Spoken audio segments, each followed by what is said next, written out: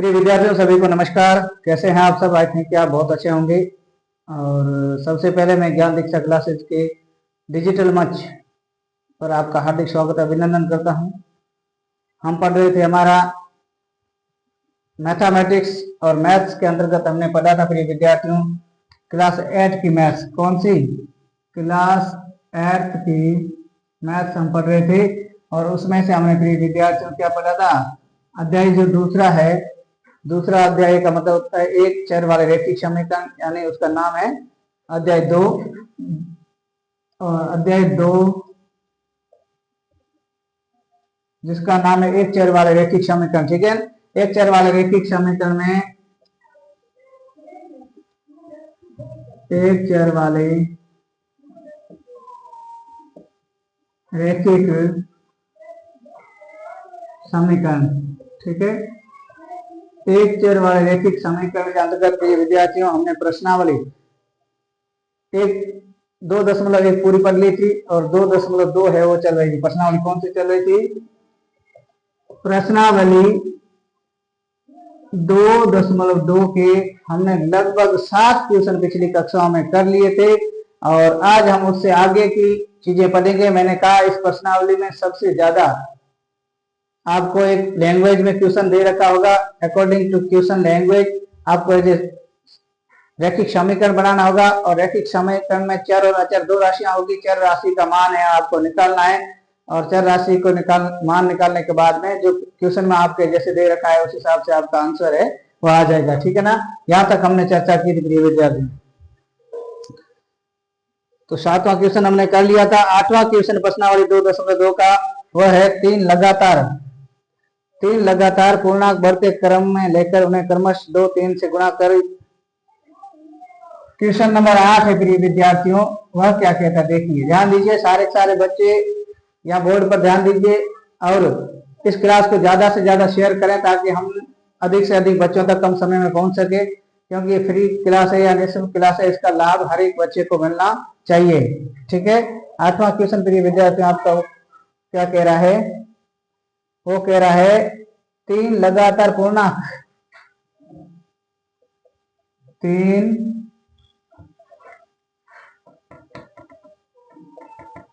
तीन लगातार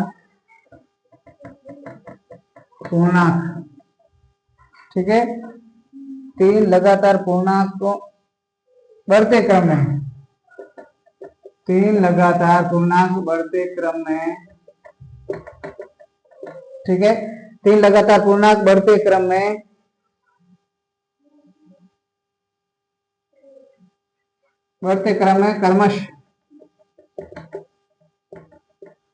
क्रमश क्या है? बढ़ते क्रम में लेकर उन्हें क्रमश, ठीक है, उन्हें क्रमश 2, 3 व 4 से गुणा करने पर, ठीक है, 4 से गुणा कर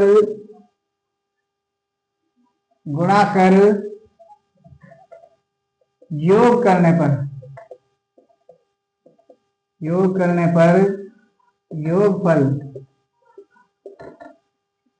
पर योगफल है वह 74 प्राप्त होता है। कितना? 74 प्राप्त होता है।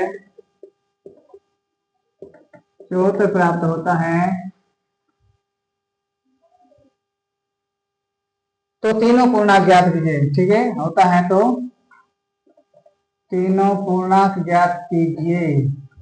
ठीक है, अब ध्यान दीजिए, तीन लगातार पूर्णांक बढ़ते क्रम में लेकर के उन्हें क्रमश 2, 3 व 4 से गुणा कर योग करने पर, उसका गुणा कर योग करने पर योगफल यदि 74 आता है या 74 प्राप्त होता है तो तीनों पूर्णांक ज्ञात कीजिए। ध्यान दीजिए, मैंने कहा इस प्रश्नावली पूरी की पूरी में आपको ये जो लैंग्वेज में प्रश्न दे रहा होगा उस अकॉर्डिंग टू क्वेश्चन लैंग्वेज प्रश्न की परिभाषा के हिसाब से आपको ये रैखिक समीकरण बनाना होगा। रैखिक समीकरण के अंतर्गत चर और अचर दो राशियां होगी प्रिय विद्यार्थी। यहाँ तक किसी को दिक्कत?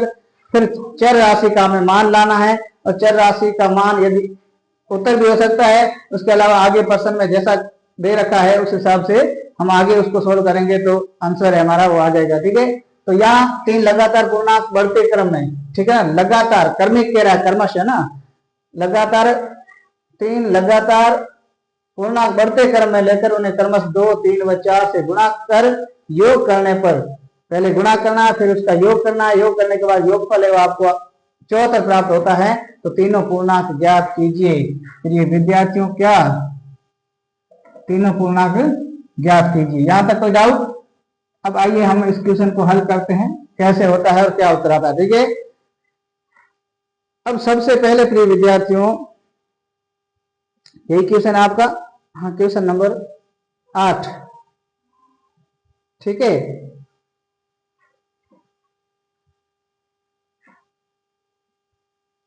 अब ध्यान दीजिए, सबसे पहले हम लिखेंगे माना कि वह पूर्णांक, मैंने कहा जब भी इस प्रकार के प्रश्न में कोई आपको पूर्णांक या कुछ भी संख्या का पूछा जाए तो संख्या ज्ञात नहीं है तो हम उसको संख्या को मानेंगे। ठीक है, माना कि वह पूर्णांक क्रमश x कोष्टक x प्लस 1 कर्मिक पूछा है। ठीक है ना, हाँ लगातार बढ़ते क्रम में, तो पहले x और x प्लस 1 और x प्लस 2, क्या प्रिय विद्यार्थियों, x प्लस 1 और x प्लस 2। अब ध्यान दीजिए, पहला पूर्णांक हमारा वो x है, दूसरा हमारा x प्लस यानी x का मान आएगा, उसमें 1 जोड़ेंगे तो दूसरा पूर्णांक आएगा, और तीसरा पूर्णांक है वह हमारा प्रिय विद्यार्थियों x प्लस 2 जोड़ने पर आएगा। ठीक है, हाँ कर्मश है। ठीक है, अब ध्यान दीजिए, कर्मश x प्लस 1 x प्लस 2 है। यहां तक किसी विद्यार्थी को कोई डाउट नहीं? डाउट है। ठीक है, अब ध्यान दीजिए प्रश्नानुसार क्या कह रहा है।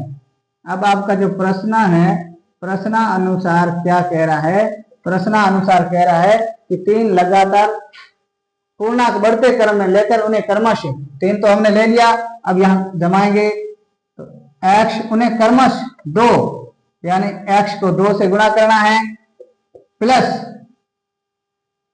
दूसरा जो x प्लस 2 है इसको 3 से गुणा करना है, तो हम लिखेंगे 3 कोष्टक x प्लस 1 प्लस तीसरा जो पूर्णांक है उसको 4 से गुणा करना है, तो हम लिखेंगे 4 कोष्टक x प्लस 2। ध्यान दीजिए, लेकर कर्मश उन्हें 2, 3 व 4 से गुणा कर योग करने पर, हमने प्लस का निशान क्यों लगाया, क्योंकि आपके प्रश्न में दे रखा है परिभाषा में कि इन्हें गुणा कर योग करने पर। ठीक है, तो हमने इसको योग किया तो योग फल बराबर कितना प्राप्त हुआ, 74 प्राप्त हुआ। ये भी आपके प्रश्न में दे रखा है प्रिय विद्यार्थी। यहां तक किसी को डाउट नहीं? डाउट है। अब हम इसको हल करेंगे या आगे हल करेंगे, देखते हैं क्या आता है। ठीक है, 2x, ठीक है 2x को हम 2x इट इज लिखेंगे, 3 को x से गुणा करेंगे तो प्रिय विद्यार्थियों 3x, इसको हल करेंगे, प्लस का निशान प्लस, 3 को 1 से गुणा करेंगे 3, यहाँ प्लस का निशान, प्लस 4 को x से गुणा करेंगे 4x, यहाँ प्लस का निशान तो प्लस, 4 को 2 से गुणा करेंगे 8 बराबर है 74। इस समीकरण को हमने प्रिय विद्यार्थियों क्या किया है, आगे हल किया है, कोष्टक खोल करके इसको हल किया तो हमारा 2x पहले था, 3x plus 3 plus 4x plus 8 बराबर 74 आया। यहां तक किसी को डाउट नहीं? डाउट है। अब आगे ध्यान दीजिए, ये 2x ये 3x, ठीक है, और ये 4x, 2 और 3 5, 5 और 4x हो गए प्रिय विद्यार्थियों 9x। क्या हो गए? 9x। यहां तक किसी को डाउट नहीं है? अब ध्यान दिए, इन x वाली राशियों को हमने जोड़ दिया। अब हमारी जो सिंगल राशि नंबर्स बचे हैं, एक तो 3 और एक 8, 8 और 3 हम जोड़ेंगे तो हो जाएगा प्रिय विद्यार्थियों ये प्लस में 11। क्या हो जाएगा? प्लस में 11 हो जाएगा। ठीक है, और बराबर में दे रखा है प्रिय विद्यार्थियों वो है 74। कितना? 74। ये आपके क्वेश्चन में दे रखा है। अब आगे हम इसको हल करते हैं। 9x को हम 9x रखेंगे, इधर 74 है बराबर 74 रखेंगे, ये प्लस का 11 है बराबर इधर में जाएगा तो माइनस में हो जाएगा, चिन्ह चेंज हो जाएगा। तो ये माइनस का हो जाएगा, इधर प्लस का था बराबर के इधर में गया माइनस का। ये राशियों का पक्षांतर क्यों कर रहे हैं? क्योंकि हमें x का मान चाहिए, चर राशि का मान चाहिए। अब ध्यान दीजिए प्रिय विद्यार्थियों, 9x बराबर 74 में से 11 गए 3, 7 में से 1 गया 6, 9x बराबर आया है 63। हमें चाहिए x का मान, तो x बराबर 63 बटा इधर गुणा में 9 है, इधर जाएगा भाग में, तो x बराबर 7 आएगा। x का मान प्रिय विद्यार्थियों कितना आया? 7 आया। यहां तक कोई डाउट? तो हम लिख सकते हैं x बराबर 7। ठीक है, तो हम लिखेंगे पूर्णांक क्रमश, हमें पूर्णांक ज्ञात करना था, तो पहला पूर्णांक था हमारा x, दूसरा x प्लस 1, तीसरा x प्लस 2 था। ठीक है, तो हम यहां आगे लिखेंगे प्रिय विद्यार्थी, क्या लिखेंगे? पहला पूर्णांक क्रमश, पहला पूर्णांक x बराबर 7 है। कितना है प्रिय विद्यार्थियों? x बराबर 7 है। ठीक है, अब दूसरा पूर्णांक, दूसरा पूर्णांक है प्रिय विद्यार्थियों, वह दूसरा पूर्णांक कितना है? दूसरा पूर्णांक है वह x प्लस 1 था बराबर, x प्लस 1 था, इसका मतलब x का मान 7 प्लस में 1 बराबर 8। दूसरा पूर्णांक है वो प्रिय विद्यार्थी हमारा क्या आ गया? 8 आ गया। ठीक है, तीसरा पूर्णांक, तीसरा पूर्णांक है वह क्या होगा? तीसरा पूर्णांक प्रिय विद्यार्थियों वो था x प्लस 2। ठीक है, हम कह सकते हैं x का मान 7 प्लस में 2 बराबर 9। ठीक है, अतः दिए गए प्रश्न में पहला पूर्णांक x बराबर 7 है, दूसरा पूर्णांक x प्लस 1 बराबर 8 है, और तीसरा पूर्णांक x प्लस 2 बराबर 9 है। अतः आप लिखोगे, अतः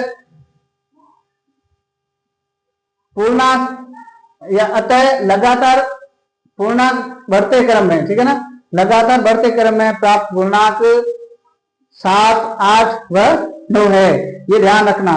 और जब ऐसा लिखोगे तो आपका आंसर है वो सही माना जाएगा। 2 नंबर का क्वेश्चन है तो आपको 2 नंबर मिलेंगे, 2.5 नंबर का क्वेश्चन है तो आपको 2.5 मिलेंगे, 3 नंबर का क्वेश्चन है तो 3 मिलेंगे। ठीक है, कब? जब इस मेथड से पूरा तरीके से करोगे।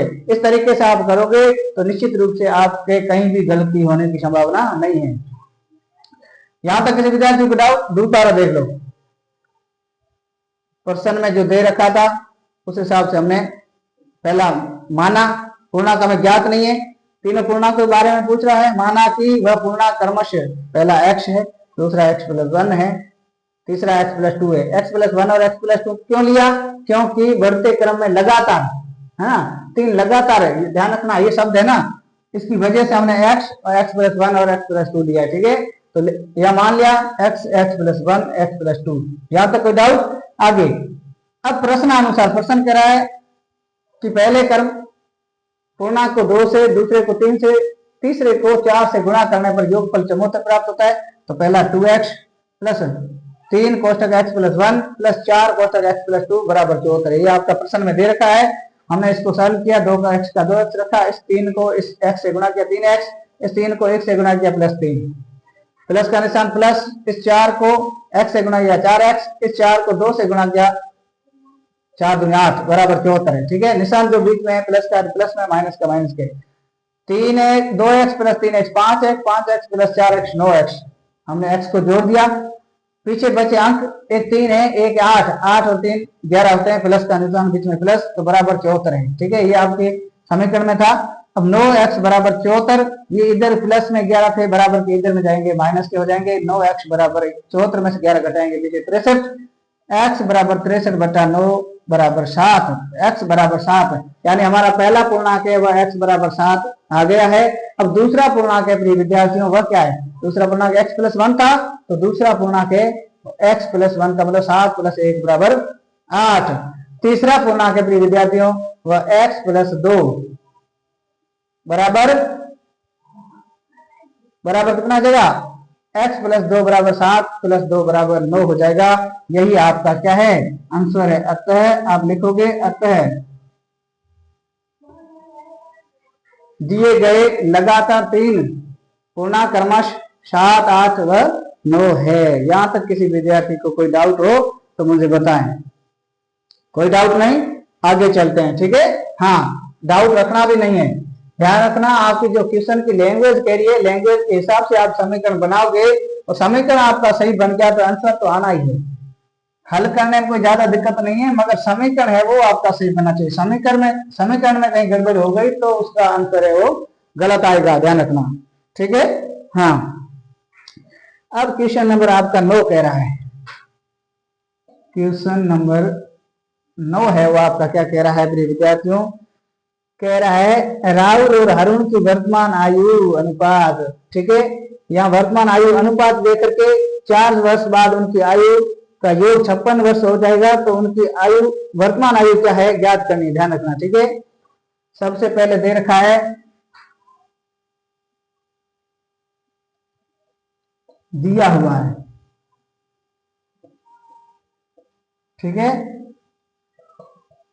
सबसे पहले प्रिय विद्यार्थियों दिया हुआ है, दिया हुआ क्या है? दिया हुआ है राहुल, दिया हुआ है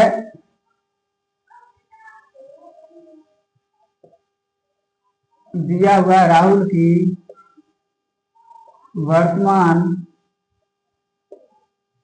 आयु का अनुपात। राहुल की वर्तमान आयु का अनुपात प्रिय विद्यार्थियों क्या दे रखा है उन्होंने?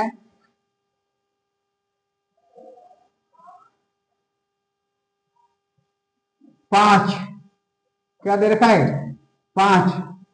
ठीक है, और हारून की वर्तमान आयु का अनुपात है, ये हारून की वर्तमान आयु का अनुपात प्रिय विद्यार्थियों दे रखा है 7। क्या दे रखा है? 7 दे रखा है। ठीक है, अब 4 वर्ष बाद उनकी आयु का योगफल, 4 वर्ष बाद कितना? 4 वर्ष बाद दोनों की आयु का योग, 4 वर्ष बाद दोनों की आयु का योग है प्रिय विद्यार्थियों, वो क्या दे रखा है इसने? 56 हो जाएगा, 56 दे रखा है। ठीक है, यानी राहुल और हारून की आयु का अनुपात है वह 5:7 दे रखा है। दोनों के लिखे तो अलग अलग लिखे, तो राहुल का 5 और हारून का 7 अनुपात दे रखा है। 4 वर्ष बाद दोनों की आयु का योग है अपने विद्यार्थियों, वह कितना है? 56 हो जाएगा। तो उनकी वर्तमान आयु ज्ञात कीजिए। ध्यान दीजिए, आपका प्रश्न में ये चीजें दे रखी है। ठीक है, तो हम लिखेंगे प्रिय विद्यार्थियों, क्या लिखेंगे प्रिय विद्यार्थियों? हम लिखेंगे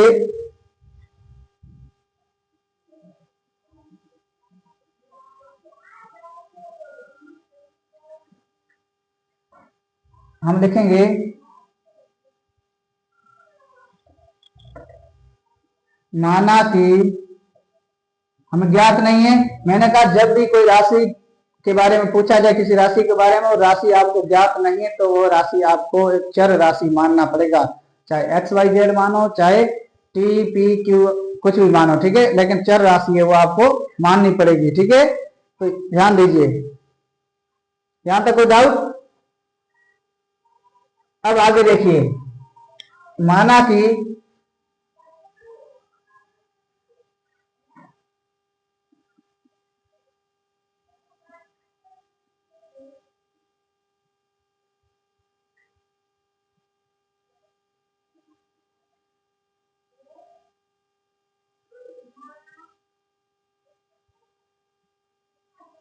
प्रश्न आपका ये है ना नाम? हाँ,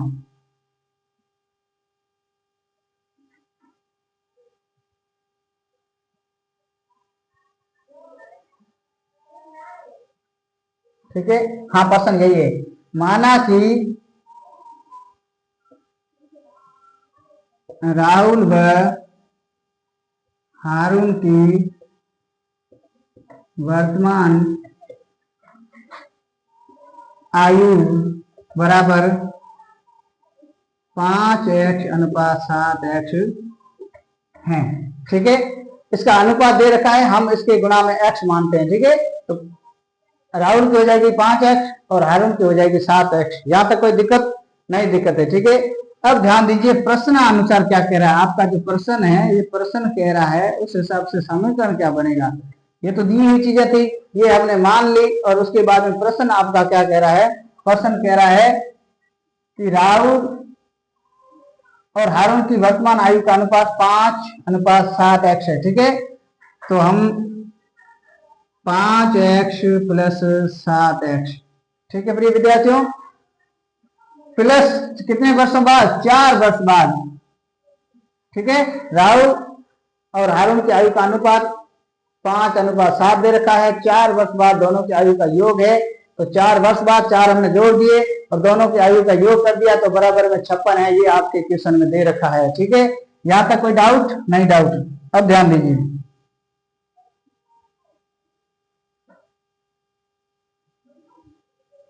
अब ध्यान दीजिए प्रिय विद्यार्थियों,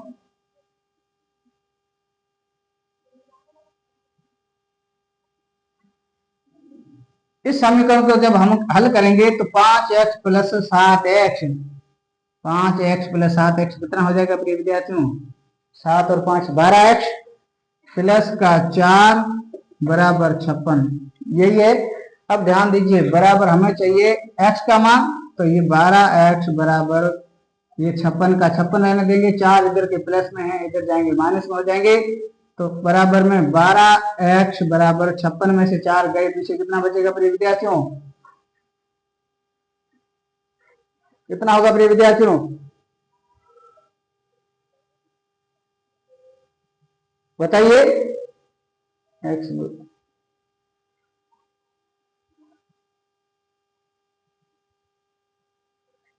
4 वर्ष बाद है तो यहाँ माइनस चिन्ह लगेगा, ध्यान रखना, ठीक है ना। हाँ, 4 वर्ष बाद की बात कर रहे हैं, यानी कम पढ़ रहे हैं तो यहाँ माइनस लगाएंगे, तो ये हो जाएगा प्रिय विद्यार्थियों माइनस। अब ध्यान दीजिए, यहाँ चले जाएंगे तो प्लस में हो जाएगा, तो ये हो जाएगा 12x बराबर 56 और 4 कितने हो जाएंगे, 60। हमें चाहिए x का मान या चर राशि का मान, तो x का मान हो जाएगा प्रिय विद्यार्थियों 60 में से 12 का भाग देंगे तो हो जाएगा 5। x बराबर कितना हो जाएगा प्रिय विद्यार्थियों, 5। यहाँ तक कोई डाउट? ये आपकी प्रश्न में दे रखा है, राहुल और हारून की आयु का अनुपात 5:7 है, 4 वर्ष बाद दोनों की आयु का योग 56 है। हमने माना कि राहुल और हारून की वर्तमान आयु है वो 5x + 7x है। ध्यान रखना, जब भी कोई राशि अनुपात में दे रखी है और ये 4 वर्ष बाद पूछे या वर्तमान पूछे, तो हम उसको जो अनुपात दे रखा है x मान करके उस अनुपात से क्या करते हैं, गुणा करते हैं, ठीक है। प्रश्नानुसार हो जाएगा 5x + 7x - 4 बराबर 56, ठीक है। ये दे रखा है योगफल दोनों का। हाँ, अब ध्यान दीजिए आगे, 5 और 7 12x - 4 बराबर 56, 12x बराबर 56 इधर से इधर रख दिया हमने, -4 इधर जाकर के प्लस में हो गया, तो 12x बराबर 4 में से 56 जोड़ेंगे तो 60, 12x बराबर 60, 12x बराबर 60। अब हमें चाहिए x का मान, 60 बराबर 12 बराबर 60 में से 12 का भाग देंगे तो प्रिय विद्यार्थी आंसर आएगा x का 5। x का मान हमारे पास कितना आया, तो प्रिय विद्यार्थी x बराबर 5 आया, ठीक है। ध्यान दीजिए, अभी हमें क्या करना है, लास्ट में प्रश्न कह रहा है आपका उनकी वर्तमान आयु ज्ञात करनी है। क्या करनी है प्रिय विद्यार्थियों, वर्तमान आयु ज्ञात करनी है। यहां तक कोई डाउट?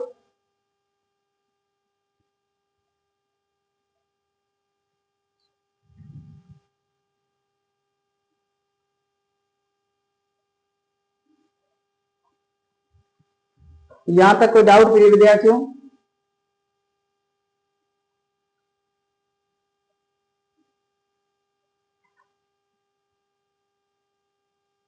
ध्यान दीजिए, सॉरी यहां से थोड़ी गड़बड़ होगी। अब आगे देखिए, दोबारा देखिए इसको, ठीक है। राहुल और हारून की वर्तमान आयु 5x/7x है, ठीक है। अब ध्यान दीजिए, ये कह रहा है 4 वर्ष बाद, तो 4 वर्ष प्रश्नानुसार 5x + 4, ठीक है, प्लस 7x + 4, यानी दोनों तरफ जुड़ेंगे। अब ध्यान दीजिए, हमें समीकरण है वो पहले गलत बना था, यहां देखिए दोनों का कह रहा है राहुल की वर्तमान आयु का अनुपात 5x, हारून की वर्तमान आयु का अनुपात 7, ठीक है।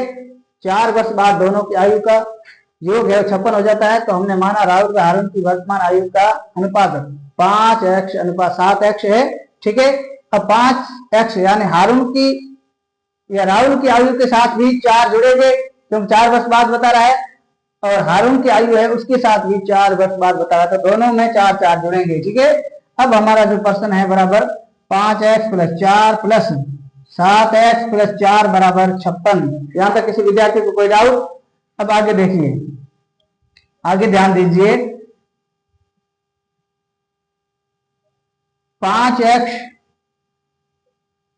प्लस 7x, इस 5x को इस 7x के साथ जोड़ेंगे तो हो जाएगा 12x।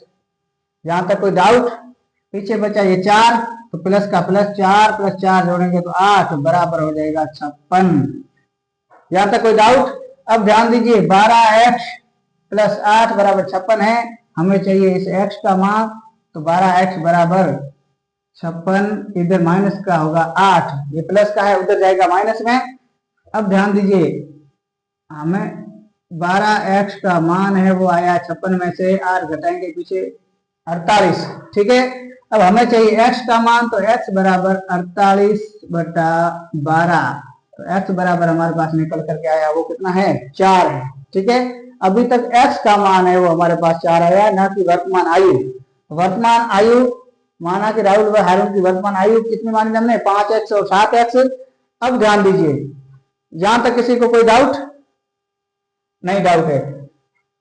अब हम लिखेंगे राहुल व हारून की वर्तमान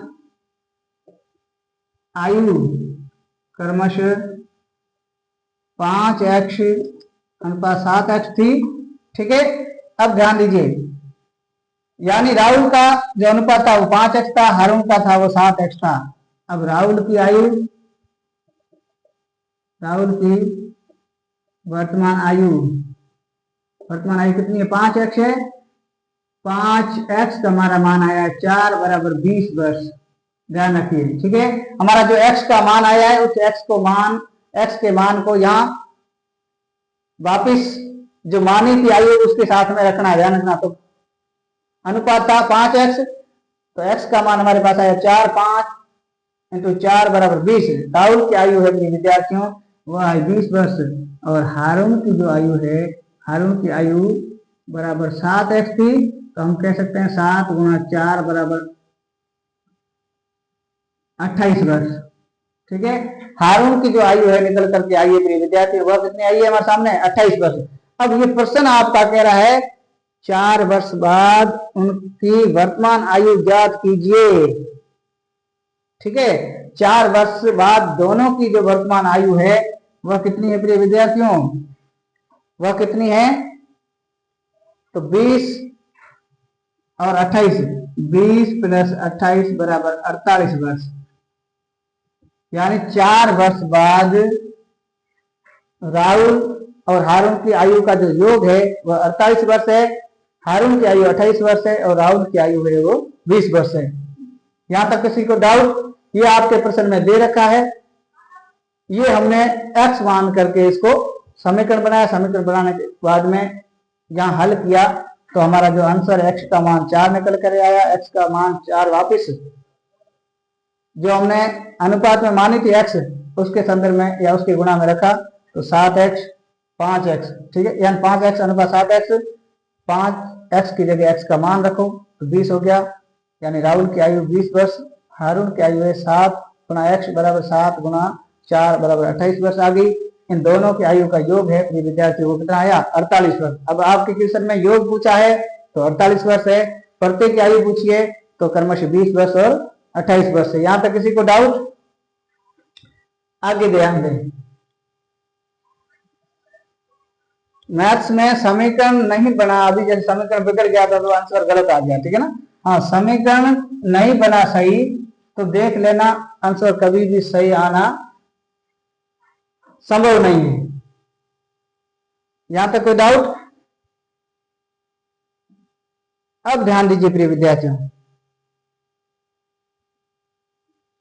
अब क्वेश्चन नंबर आपका 10 है, क्वेश्चन नंबर 10। क्वेश्चन नंबर 10 प्रिय विद्यार्थियों क्या कह रहा है, ध्यान दीजिए। क्वेश्चन नंबर 10 कह रहा है किसी कक्षा में बालक और बालिकाओं की संख्याओं में अनुपात। अब इस प्रश्नावली में अनुपात वाले ज्यादा क्वेश्चन है, तो अनुपात वाले क्वेश्चनों में ध्यान दीजिए कि किस तरीके से होते हैं। किसी कक्षा में बालक और बालिकाओं की संख्या का अनुपात 7:5 है। यदि बालकों की संख्या बालिकाओं की संख्या से 8 अधिक है तो कक्षा में कुल कितने विद्यार्थी है।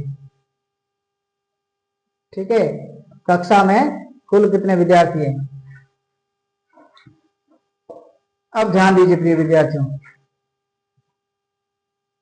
ठीक अभी किया था वैसा वैसा है। क्वेश्चन नंबर 10 इसमें दिया हुआ क्या प्रिय विद्यार्थी, दिया हुआ है वह है प्रिय विद्यार्थियों बालक व बालिकाओं का अनुपात।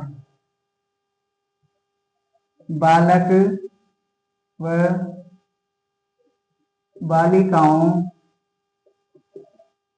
का अनुपात। बालक व बालिकाओं का अनुपात दे रखा है प्रिय विद्यार्थियों, कितना दे रखा है 7:5। अभी जैसे क्वेश्चन किया था हु क्वेश्चन यही है, ठीक है ना। केवल और केवल यहाँ उसमें राहुल और हारून था, तो यहाँ बालक और बालिकाएं कर दी गई, ठीक है ना। हाँ, दिया हुआ है बालक और बालिकाओं का अनुपात 7:5 है, ठीक है। अब हम ध्यान रखना, ऐसी स्थिति में फिर आगे कह रहा है यदि बालकों की संख्या बालिकाओं की संख्या से 8 अधिक है। ये प्रश्न कह रहा है कि बालकों की संख्या है वो बालिकाओं की संख्या से 8 अधिक है, ठीक है। 8 अधिक है तो कक्षा में कुल कितने विद्यार्थी है, पूछा क्या है, कक्षा में कुल कितने विद्यार्थी है, ठीक है। अब बालक और बालिकाओं का अनुपात हमें दे रखा है प्रिय विद्यार्थियों 7:5, ठीक है ना। हाँ, तो हम कह सकते हैं बालक, कह सकते हैं बालक बराबर 7x है, ठीक है, और बालिकाएं बराबर 5x है, ठीक है। हम कह सकते हैं, ध्यान दीजिए। अब मैंने कहा जब भी ऐसा अनुपात दे रखा हो तब हम चाहे उम्र दे रखी हो चाहे संख्या दे रखी हो उसको हम क्या मानते हैं, x मानते हैं। जब x मानेंगे तो इसका क्या हो जाएगा प्रिय विद्यार्थियों, माना कि बालक बराबर 7x है व बालिकाएं बराबर 5x है, ठीक है। अनुपात तो उसने दे रखा है। जब भी ऐसे अनुपात वाले क्वेश्चन होंगे उसमें से हम जो अनुपात दे रखा है उसमें से संख्या पूछा जाए तो संख्या हम x मानेंगे। जैसे संख्या x मानेंगे तो उस अनुपात से क्या करेंगे, गुणा करेंगे, ठीक है। तो दिया हुआ है बालक व बालिकाओं की संख्याओं का अनुपात 7:5। तो बालक हमारे 7x है, बालिकाएं कितनी है 5x। यहाँ तक किसी को कोई डाउट। अब ध्यान दीजिए, अब आपका जो प्रश्न है वो प्रश्न क्या कह रहा है, प्रश्न कह रहा है 4 वर्ष बालकों की संख्या है बालिकाओं की संख्या से 8 अधिक है तो कक्षा में कुल कितने विद्यार्थी हैं, ठीक है ना। अब प्रश्न अनुसार आपका कह रहा है विद्यार्थियों, वह कह रहा है 7x। 7x आपका क्या है, बालक, ठीक है। और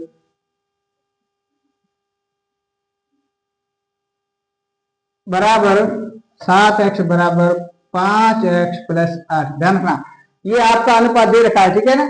तो प्रश्नानुसार कह रहा है 7x, यानी 7x बालक है, बालक बालिकाओं की संख्या से कितने हैं 8 अधिक है, तो हम लिखेंगे 5x बराबर 5x + 8। यहां तक किसी को डाउट, 7x बालक है 5x बालिका है, ये 8 बालक है वह 8 अधिक है, तो अधिक है तो 5 के प्लस में 8 आएगा। अब ध्यान दीजिए 7x बराबर 7x, ये माइनस इधर प्लस के 5 है तो इधर माइनस में, बराबर में 8 हो जाएगा।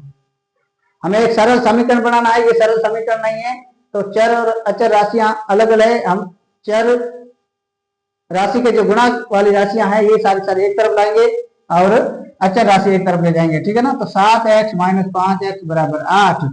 7 में से 5 गए, पीछे बचे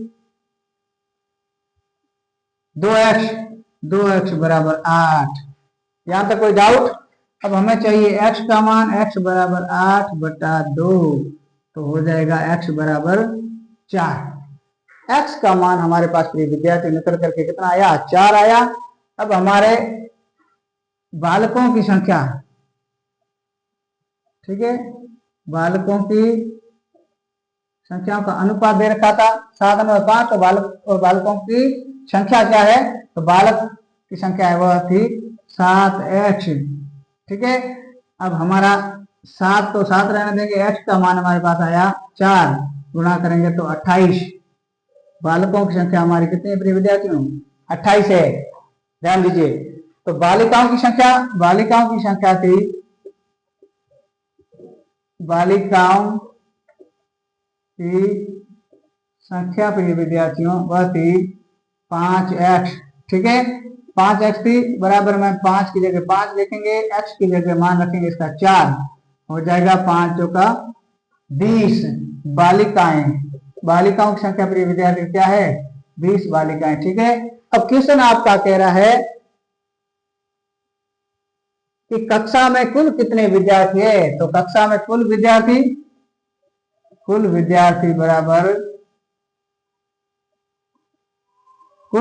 बराबर बालक प्लस बालिकाएं, ये बालक प्लस बालिकाएं बराबर हो जाएगा, बालक है आपके 28, बालिका है कितना? 20, और कुल हो जाएगा 48 विद्यार्थी, कुल 48 विद्यार्थी, जिसमें बालक भी शामिल है और बालिकाएं भी शामिल है। यह आपका आंसर हो जाएगा। यहां तक किसी विद्यार्थी को कोई डाउट? दोबारा देखिए, आपके प्रश्न में दे रखा है कि बालक व बालिकाओं का अनुपात 4:5 है, ठीक है। अब ये कह रहा है कि बालकों की संख्या है वो बालिकाओं से 8 अधिक है, क्या है? 8 अधिक है, और इनका योग है प्रिय विद्यार्थी वो कितना है? हाँ, बालकों की संख्या है वो बालिकाओं की संख्या से 8 अधिक है, तो कुल कितने विद्यार्थी ज्ञात करना है। अब ध्यान दीजिए, मानेंगे हम कि बालक और बालिकाओं की संख्या है x है, तो अनुपात के हिसाब से 7x व बालिकाएं 5x हो जाएगी। 7x बराबर 5x प्लस 8x, ये हमारा समीकरण है। 7x इधर प्लस वाला 5x था, इसको इधर लाएंगे तो माइनस 5x बराबर मार, तो 7x माइनस 5x बराबर 8। 7 में से 5x गए, पीछे 2x बचे, 2x बराबर 8 है। x बराबर 8 बटा 2 यानी 4 है। बालकों की संख्या हमने मानी थी 7x, तो 7 की जगह 7 और x की जगह मान रखा 4, तो बालकों की संख्या आ गई 28 बालक। बालिकाओं की संख्या 5x थी, 5 की जगह 5 और x की जगह 4 वैल्यू रख दिया, तो 5 और 20 बालिकाएं हमारी आगे के विद्यार्थी वो 20 आई निकल करके कुल विद्यार्थी यानी बालक प्लस बालिकाओं की संख्या 28 प्लस 20 यानी 48 है। अतः हम कह सकते हैं कुल विद्यार्थियों की संख्या कक्षा में कितनी है? 48 है टोटल, ठीक है। यहां तक कोई डाउट? ये जो हमारा प्रिय विद्यार्थियों 10वां क्वेश्चन था ये। अब यहां तक किसी विद्यार्थी को कोई डाउट हो तो बताइए, नहीं तो आज की क्लास में प्रिय विद्यार्थियों बस इतना ही। उससे पहले क्लास को ज्यादा से ज्यादा शेयर करें और पूरी क्लास को देखें। देखने के बाद वीडियो को लाइक करें, चैनल को सब्सक्राइब करें और आगे से आगे ज्यादा से ज्यादा शेयर करें ताकि हर एक विद्यार्थी की क्लास पहुंच सके। ये सारी निःशुल्क है और हर एक ट्यूशन में इस व्हाइट बोर्ड पर कराने का पूरा प्रयास कर रहा हूं। और क्रमिक रूप से ध्यान रखना, यूट्यूब में किसी भी क्लास पर क्रमिक रूप से आपको क्लासें नहीं मिलेगी। यहाँ हम फ्री ऑफ कॉस्ट क्रमिक क्लासें लगा रहे हैं, इसको लीजिए, इसको सीखिए और आगे बढ़िए। आज की क्लास में इतना, धन्यवाद।